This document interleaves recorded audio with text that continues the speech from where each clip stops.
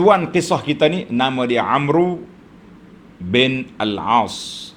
Tuan-tuan tengok, kalau Ain Mim Ra saja orang baca Umar. Kalau ditambah waw di belakang, nama dia baca dengan baris mati mi, Amru. Kalau tidak Umaru, jadi Amru.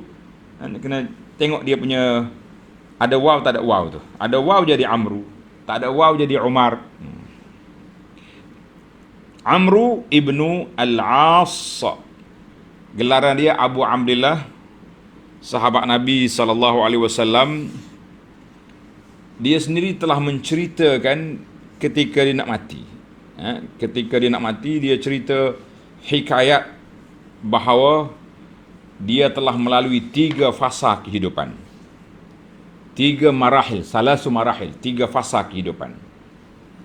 Iaitulah sebelum Islam, setelah Islam, dan selepas kewafatan Nabi SAW sehingga dia wafat, sehingga dia mati. Apa dia 3 fasa ni? Tuan-tuan dan puan-puan, ambil perhatian besar. Kita juga kadang-kadang melalui banyak fasa dalam hidup kita ni. Ammal marhalatul ula, fasa pertama dalam kehidupan dia sebelum Islam, faqad kana harban 'alal Islam, ganas sangat dia kepada Islam, benci sangat dia kepada Nabi SAW, dan dia bercita-cita, berangan-angan untuk membunuh Nabi. Ketika nak mati, dia menangis dengan tangisan yang sangat dahsyat. Anak dia datang, dia kata, abah, ayah, kenapa menangis sangat? Engkau ni sahabat Nabi, engkau ni disayangi oleh Rasulullah SAW. Dia kata, kenapa aku tak menangis? Walaqad ra'aituni. Dengar dia cerita, aku dulu, wama ahadun, tidak ada seorang yang aku lebih benci daripada Nabi SAW. Allahu Akbar. Dan aku tak berfikir nak bunuh seorang atas dunia ni lain pada aku nak bunuh Muhammad sallallahu alaihi wasallam. Lau mittu ala tilkal hal lakuntu min ahli nar. Kalau aku mati ketika itu, sudah pasti aku ahli neraka. Menangis dia. Mana dia teringat rewind balik sejarah awal dia sebelum Islam. Walhanya kalau nak kira Islam tu dah hilang dah sejarah tu, tapi orang bila nak mati ni dia macam sentimen, dia datang bimbang, takut Allah tak ampun. Itu di antara kebimbangan dia berlaku. Jadi ini setelah dia masuk Islam, alhamdulillah selesai. Cerita bai'ah tadi pun bila Nabi cerita balik pada dia, Islam menghapuskan dosa lepas hijrah, haji, maka dia ikat setia dengan Nabi sallallahu alaihi wasallam. Kita berpindah kepada al-marhalatus tsaniyah, peringkat yang kedua. Ba'dama ta'akkada lahu annal Islam madin ila an-nasr.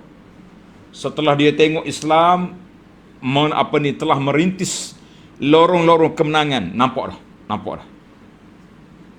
Dia masih lawan Nabi lagi sallallahu alaihi wasallam. Dia masuk Islam lambat. Nah, kita tengok nanti bila dia masuk Islam. Dia tengok Islam ni telah merintis lorong-lorong kemenangan tu, sudah nampak. Sudah ramai orang masuk Islam. Wa syahida bidzalika Najasyi. Amru ni pernah dihantar oleh Quraisy ketika nak tarik balik Ja'far, nak tarik balik. Dia Najasyi cakap dengan dia, Allahu Akbar. Najasyi kata, mu ni orang dah terima Islam, kau duk lawan lagi, kenapa? Dia tengok sehari demi sehari Islam semakin menang. Maka ketika itulah dia nampak dia pun nak masuk Islam juga. Alhamdulillah. Bila masuk Islam, Nabi memberi kedudukan kepada Amru. Wa qaddara Rasul sallallahu makanahu wa manzilatahu. Nabi kita beri tempat kepada dia, beri tempat kepada Amru. Wa syahidalahu bin iman. Nabi lantik dia jadi ketua rombongan peperangan kecil Sariyah yang disertai oleh Sayyidina Abu Bakar dan Umar, tapi dia jadi ketua. pergi kawasan-kawasan tertentu, tempat-tempat orang yang memberontak ke, orang yang tak dengar kata Islam ke, mana dia mati dalam keadaan Rasulullah suka dengan dia, redha dengan dia. Sebab itulah kata Amru di marhalah yang kedua ni dia kata apa? Dengar. Wa makan ahadun ahabba ilayya min Rasulillah sallallahu alaihi wasallam. Tadi sebelum Islam, orang yang paling aku benci Rasulullah. Sudah masuk Islam, tidak ada lagi manusia yang lebih aku sayang, aku suka lebih daripada Nabi sallallahu alaihi wasallam. Begitulah hati manusia. Kalau Allah Taala tukar daripada benci kepada sayang, sayang sungguh-sungguh. Dengar dia kata ni. Wala ajalla fi ainayya minhu. Tak ada orang yang lebih aku mulia daripada Nabi sallallahu alaihi wasallam, tidak ada orang lain. Wa ma kuntu utiqu an amla ainayya minhu ijlalan lahu. Aku tak mampu mata aku nak bertentang dengan mata Nabi sallallahu alaihi wasallam. Kalau orang suruh aku sifat rupa Nabi, tak mampu. Mana Amru bila duduk depan Nabi, tunduk je, hormat sangat-sangat. Sehingga kalau orang tanya, Nabi ni ada tahi lalat ke tidak? Ada berapa dia punya misal, tak boleh nak cerita. Amru kata, aku tak boleh nak cerita. Lau su'iltu an asifahu ma ataqtu li'anni lam akun amla'u ainayya minhu. Aku duduk depan Nabi, aku tunduk, ya aku tak tengok dia. Terlalu menghormati Rasulullah sallallahu alaihi wasallam. Kata Amrul, lau muttu ala tilkal hal la rajautu an akuna min ahli jannah. Kalau aku mati saat itu, aku mengharapkan aku layak ke syurga sebab sangat taat dia kepada Nabi sallallahu alaihi wasallam. Hadis ini dalam Muslim. Selesai wafatnya Nabi sallallahu alaihi wasallam. Ini peringkat yang ketiga. Mata Rasul sallallahu alaihi wasallam. Wa Amr bin As ala Oman. Nabi kita hantar dia pergi ke Oman, jadi pegawai di sana. Summa wallahu Umar Palestin wal Urdun. Sayyidina Umar pula lantik dia jadi gubernur di Palestin dengan Urdun. Summa kataba ilaihi Umar fasala ila Mesir. Umar kata, Amru tinggalkan Urdun, pergi jaga Mesir. Waftatahaha, pergi buka negara Mesir. Dan dia duduk di sana menjadi gubernur di Mesir sehinggalah zaman pemerintahan Sayyidina Osman. Fanaza'ahu an Misra. Sayyidina Osman tukar Amru kepada Abdullah bin Abi Sarh. Abdullah bin Abi Sarh. Falamma qutila Osman wa wulliya Amirul Mukminin. Setelah Sayyidina Osman dibunuh dan dilantiknya Sayyidina Ali sebagai khalifah, ketika itulah berlakunya sedikit pergeseran di kalangan sahabat. Amru cenderung bersama dengan Muawiyah. Dan dialah salah seorang daripada penasihat Majlis Syura Muawiyah ketika berhadapan dengan Sayyidina Ali radhiyallahu anhu. Baiklah. Maka dan selepas daripada itu, dia dapat selepas itu Muawiyah hantar balik dia jadi gubernur di Mesir 2 tahun lebih. Dia telah dapat mengumpulkan kekayaan di Mesir yang begitu besar. Khallaqa minaz zahabi qanatirin muqantarah. Maknanya dialah orang besar, peperangan dia selalu menang, banyak harta-harta rampasan. Dia bukan jenis harta curi, harta tidak, dia panggil harta ghanimah. Maka dia jadi kaya. Ketika itulah, waktu itulah dia menangis. Dia kata apa? Summa wallayna asya. Lepas Nabi wafat, kami dah menerima jawatan yang banyak. Ma adri ma hali fiha. Aku tidak tahu apakah keadaan aku ketika itu. Zalim, adil, telus, ikhlas, bercampur-campur. Dia pun menangis sehinggalah tangisan yang begitu dahsyat. Allahu Akbar. Ini sahabat Nabi, walaupun ada kesilapan-kesilapan yang dilakukan, tapi hati mereka, jiwa mereka dekat dengan Allah Azza wa Jalla. Menangis dia kerana marhalah yang ketiga, marhalah yang cukup menakutkan, cukup gawat.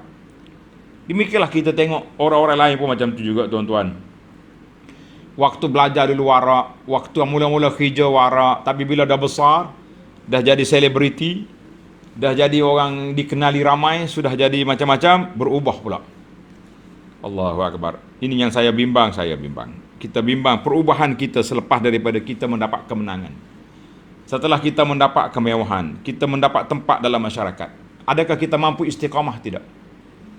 Kawan-kawan saya sendiri, kita sendiri bimbang, takut berlaku perubahan yang mendadak seperti ini. Dulu kawan kita ni tak pernah duk tayang bini-bini dalam Facebook ke apa, tak ada apa ni. Bini pun tutup pakai hijab je. Sekali dia masuk TV, duduk main posing dengan bini pula dalam Facebook. Kita kata Masya Allah, cepatnya dunia berubah. Nasallallahu salamata wal afiyah. Baik, kita balik kepada cerita Amru. Jangan lari daripada tajuk. Qala anhu Az-Zahabi. Imam Zahabi mensifatkan Amru ni.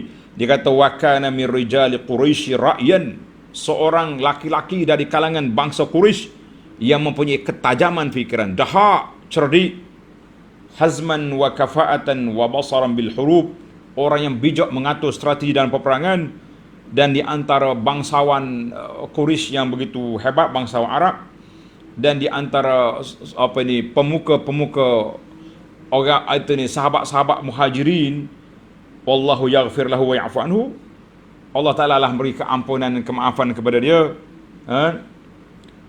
Laula hubbuhu lid dunya wa dukhuluhu fi umurin, kalaulah tidak kerana dia ni banyak sangat terjebak dengan isu-isu dunia ni, aku rasa dialah orang yang paling layak menjadi khalifah, paling layak menjadi khalifah selepas daripada Sayyidina Ali. Tapi apa boleh buat, takdir Allah Subhanahu wa taala, liyaqdiyallahu amran kana maf'ula. Amr bin al-As meninggal pada malam Aidil Fitri tahun yang ke-43, ketika itu umurnya bid'an wa thamanina sanah, lebih daripada 80 tahun. Wadufina fi Misra, dia dikebumikan di Mesir. Kalau tuan-tuan pergi ke Mesir sekarang ni, ada masjid masyhur, Masjid Amr bin al-As. Masjid yang masyhur nama dia Masjid Amr bin al-As. Tamatlah kisah seorang sahabat yang hebat. Kontroversi lah Amru ni. Kalau kita baca buku-buku sejarahnya ditulis oleh geng pro Syiah, lanyak orang kata lumak dicincangnya Amru ni. Tapi kita sebagai Ahlus Sunnah, kita berpegang dengan nasihat para ulama kita, mengatakan orang yang Allah Ta'ala selamatkan tangan kita dari darah mereka, selamatkan kita, lidah kita dari mencerca mereka. Tulis tuan-tuan, para sahabat yang Allah selamatkan tangan kita dari darah mereka, maka kita selamatkan lidah kita dari mencerca mereka. Ni kalau tidak puas Syiah ni, hari-hari dia cerita Muawiyah, cerita Amru ni biasa ni. Abu Bakar dengan Umar pun dia cerita. Kalau setakat orang lain, apa yang peliknya? Allahu Akbar. Marilah kita jaga lidah kita, kita basahkan lidah kita dengan zikrullah. Sebagaimana kata ulama salaf, zikrullahi dawa, kita sebut nama Allah menjadi penawar, wa zikrun nasi sebut orang penyakit. Nak cari penyakit, sebut orang. Nak cari penawar, sebut nama Allah. Subhanallah, alhamdulillah, wa la ilaha illallah, wallahu akbar.